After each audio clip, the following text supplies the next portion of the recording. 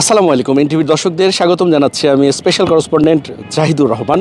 আজকে আমাদের অতিথি দেশের অন্যতম একটি বৃহৎ শিল্পগোষ্ঠী আকিজ গ্রুপ, সেই গ্রুপের সম্মানিত চেয়ারম্যান জনাব শেখ নাসির উদ্দিন। জনাব শেখ নাসির, আপনাকে এনটিভির পক্ষ থেকে স্বাগতম। আমরা পেছনে দেখতে পাচ্ছি আপনার বাহন হেলিকপ্টার।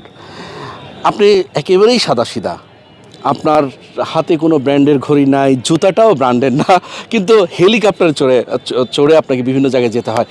এই জায়গাটায় কিন্তু মানুষ একটু বৈপরীত্য ভাবতে পারে, বিষয়টা কি একটু খোলাসা করবেন?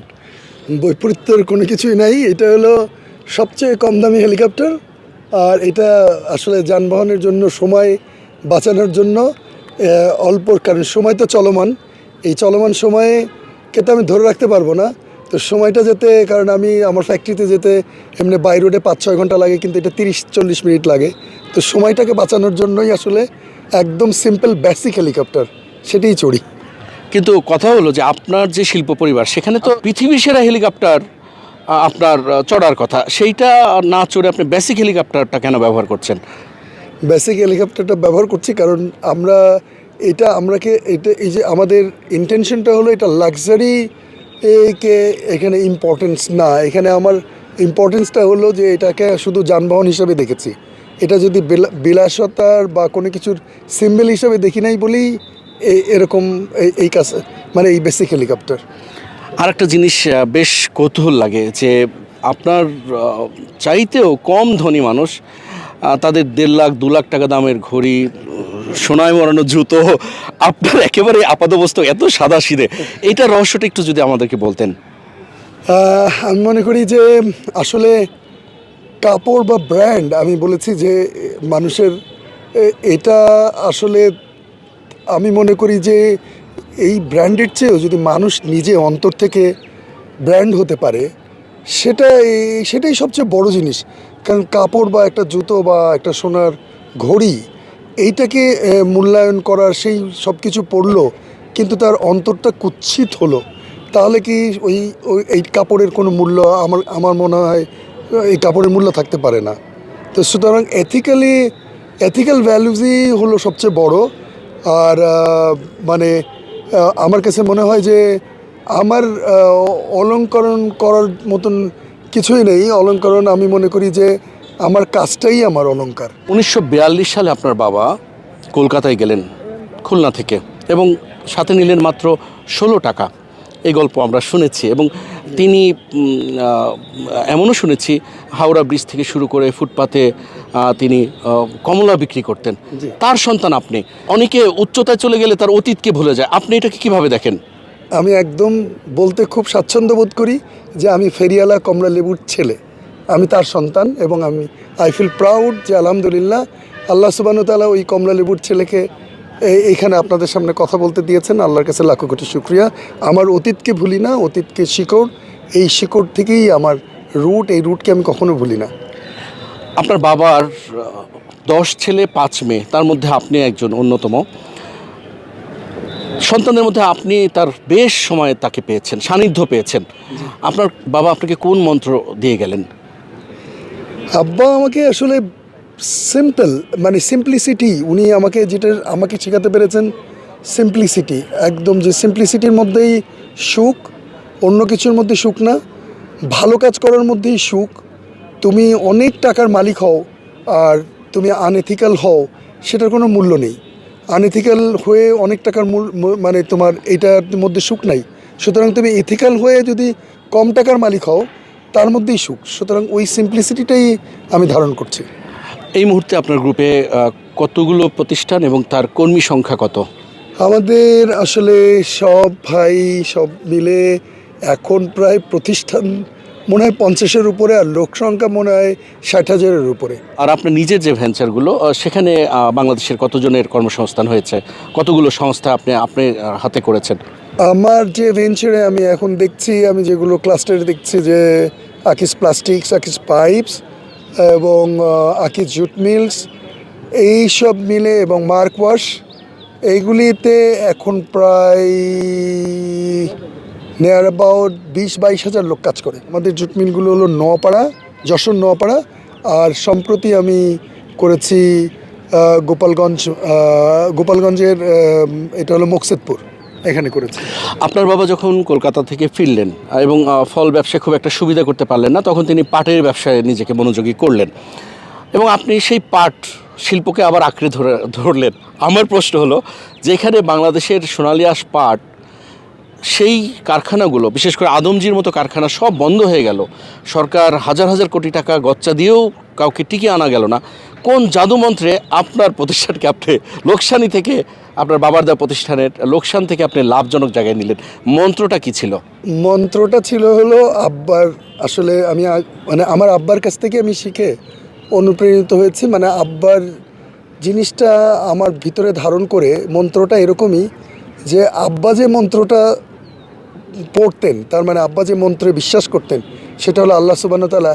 এত বেশি মানে আল্লাহর উপরে ওনার বিশ্বাস, ওই বিশ্বাসটা আমিও শিখছি যে আব্বার কাছ থেকে। এবং আমি মনে করছি যে এই লস ফ্যাক্টরি লাভ করা সম্ভব ইনশাআল্লাহ, আমি যদি কঠোর পরিশ্রম করি তাহলে এটা আমি লাভ করতে পারবো। এবং ওই আমার লস করা ফ্যাক্টরি, যেখানে সবাই মানে সোনালী আঁশ গলার মরণ ফাঁস এরকম বলে তখন ফ্যাক্টরিগুলো আস্তে আস্তে সব বন্ধ হয়ে গেল, সেখানে আমি এক এক করে 7, এখন আরও 3টা, এখন অলরেডি 9টা জুট মিল আমি করছি আমি নিজে হাতে, আমার হাত দিয়ে। একটা জুট মিল থেকে, যেখানে মানুষের জুট মিলগুলো বন্ধ হয়েছে, আল্লাহর রহমতে আমার 9টা জুট মিল চালু হয়েছে আল্লাহর রহমতে।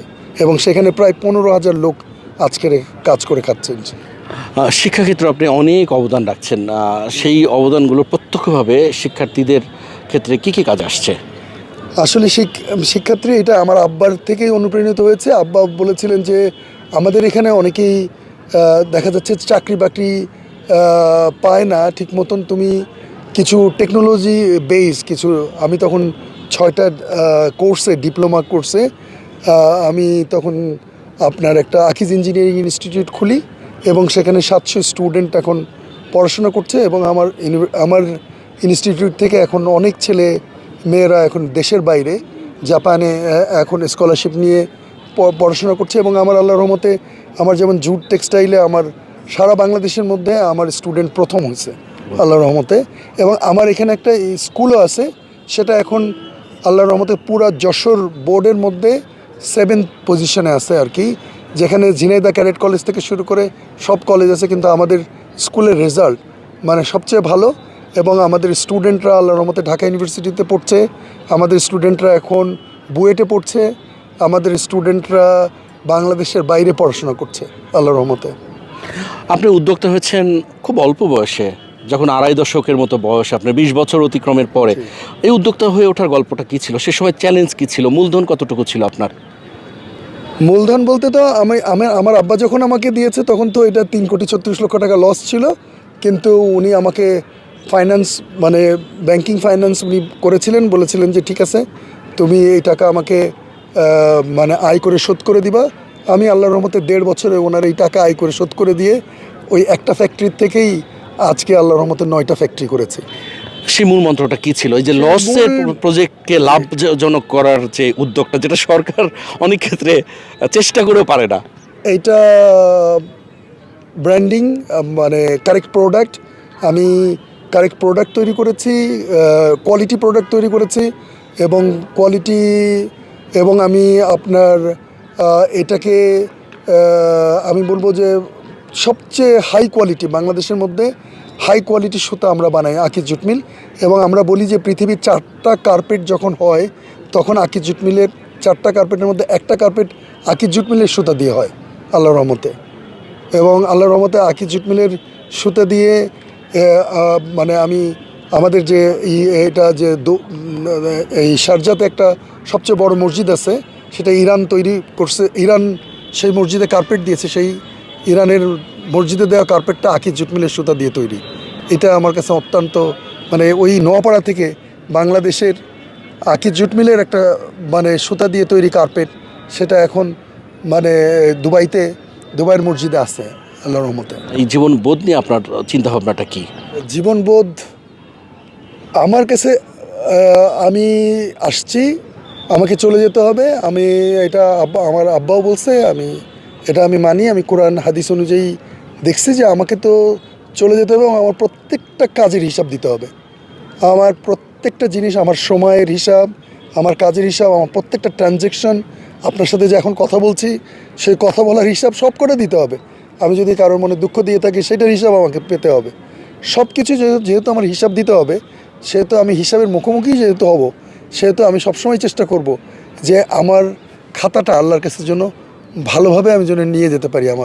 এইটাই আমার জীবনবোধ যে আমি চিরস্থায়ীভাবে থাকবো না। সব কিছুই আমার সম্পত্তি হস্তান্তরযোগ্য।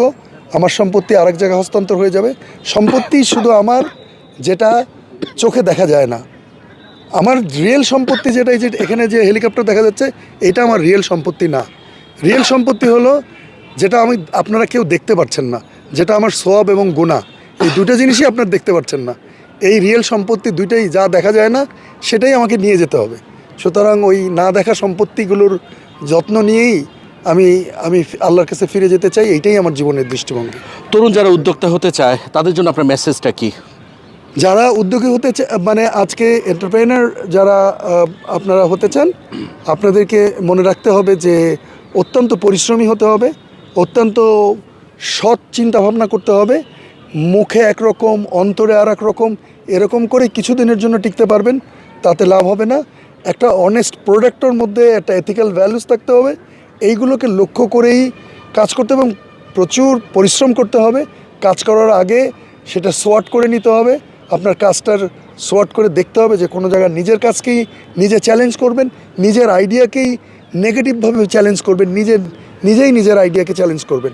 করে যখন উত্তর পাবেন, আপনার প্রত্যেক জিনিসের যখন উত্তর পাবেন যে আপনি যে জিনিসটা, প্রোডাক্টটা তৈরি করছেন, যে আইডিয়াটা, ট্রেড, ইন্ডাস্ট্রি যেটা তৈরি করছেন, কেন করছেন, কী জন্য করছেন, কিভাবে করছেন, এইগুলোর উত্তর যখন আপনি পেয়ে যাবেন, তখন যখন উত্তর স্যাটিসফ্যাক্টরি উত্তর আপনার কাছেই পাবেন এবং আপনি নেগেটিভলি চ্যালেঞ্জ করার পরেও আপনি স্যাটিসফ্যাক্টরি উত্তর পাবেন, তখনই আপনি শুধু নামবেন। তার আগে নামবেন না যে কোনো উদ্যোগ নেওয়ার সময়। আপনাকে অসংখ্য ধন্যবাদ। এনটিভির দর্শকদের জন্য কি বলবেন? এনটিভি দর্শক সকলের প্রতি আমার আন্তরিক অভিনন্দন। Thank you. আপনাকে অসংখ্য ধন্যবাদ। আপনার এতক্ষণ আমাদের সঙ্গে ছিলেন আকিজ গ্রুপের সম্মানিত চেয়ারম্যান শেখ নাসির উদ্দিন। নিশ্চয়ই আগামীতে নতুন কোনো অতিথি নিয়ে হাজির হব আপনাদের সামনে। ততক্ষণ পর্যন্ত সবাই ভালো থাকবেন, সুস্থ থাকবেন, এনটিভির সঙ্গে থাকবেন। আল্লাহ হাফেজ।